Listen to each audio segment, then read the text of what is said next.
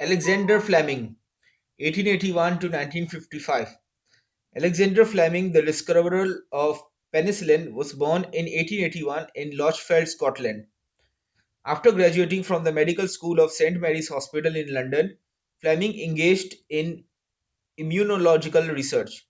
Later, as an army doctor in World War I, he studied wound infections and he noticed that many antiseptics injured the body cells even more than they injured the microbes.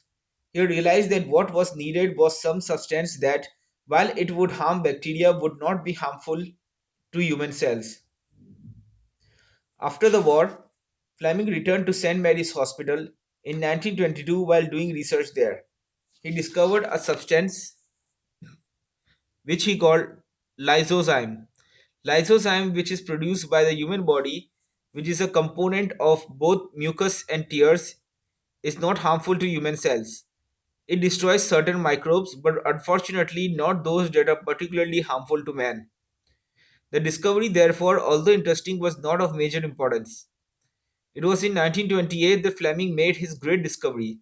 One of his laboratory cultures of Staphylococcus bacteria was exposed to the air and became contaminated by a mold. Fleming noticed that in the region of the culture just surrounding the mold, the bacteria had been dissolved.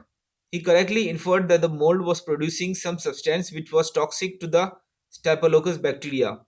He was soon able to show that the same substance inhibited the growth of many other types of harmful bacteria. The substance which he named penicillin after the mold that produced it was not toxic to either human beings or animals. Fleming's results were published in 1929, but they did not at first attract much notice. Fleming had suggested that penicillin could have important medical use. However, he himself was unable to develop a technique for purifying penicillin, and for more than 10 years the marvelous drug remained unused. Finally, in the later 1930s, two British medical researchers, Howard Walter Florey and Ernst Boris Chain, came across Fleming's article. They repeated his work and verified his results. They then purified penicillin and tested the substance on laboratory animals. In 1941, they tested penicillin on sick human beings. Their test clearly showed that the new drug was astoundingly potent. With the encouragement of the British and American governments, pharmaceutical companies now entered the field and rather quickly developed methods for producing large quantities of penicillin. At first, penicillin was reserved only for the use of war casualties, but by 1944 it was available for the treatment of civilians in Britain and America. When the war ended in 1945, the use of penicillin spread all over the world.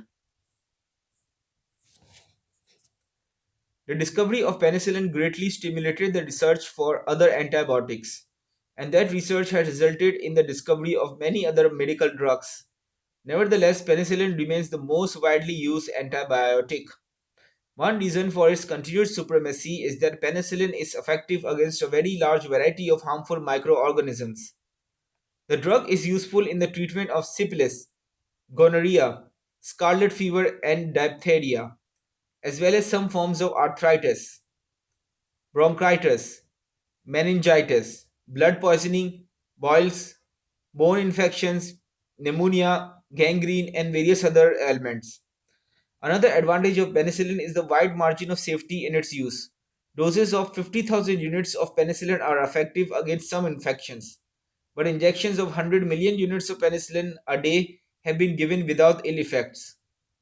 Although a small percentage of people are allergic to penicillin, for most persons the drug provides ideal combination of potency and safety. Since penicillin has already saved many millions of lives and will surely save many more in the future, few persons would dispute the importance of Fleming's discovery. His exact placement on a list such as this would depend, of course, upon how much credit one feels should be allocated to Florey and Chain. I feel that the bulk of the credit should go to Fleming, who made the essential discovery. Without him, it might have been many years before penicillin was ever discovered. Once he had published his results, however, it was inevitable that sooner or later improved techniques of production and purification would be devised.